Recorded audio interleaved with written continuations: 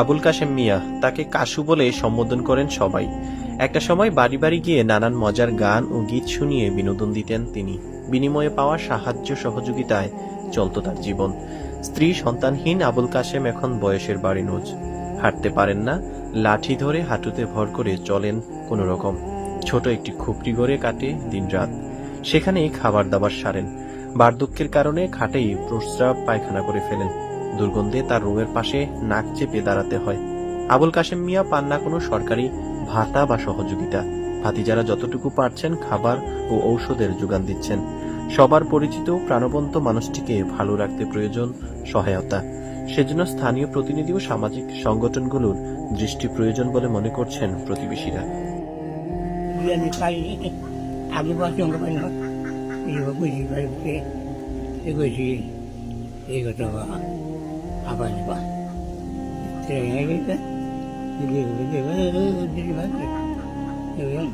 আগে মানুষ বাড়ি বাড়ি কি কি করতেন?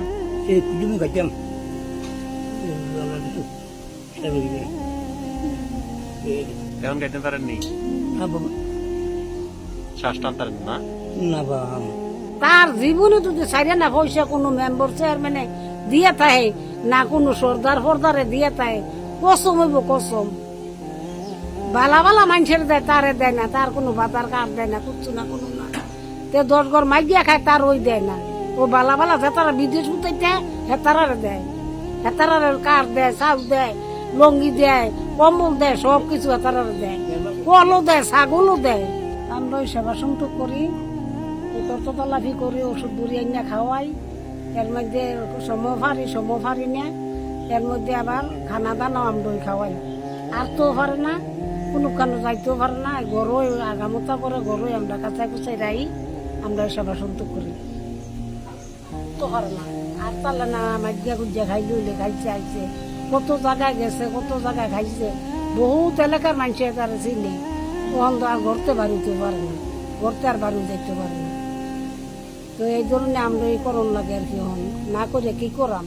যদি একটা সেবা একটা কাঠ মার যদি হইতো, তো কত সহযোগিতা তারা করতো, তাইলে আমরা কত সাবাস বল ভাইলে মিলে একটা মানুষ রাখিও তারা সেবা শুদ্ধ করতে বললে ওষুধ বুড়ি আইনে তারা খাওয়াইতে পারলাম হইলে।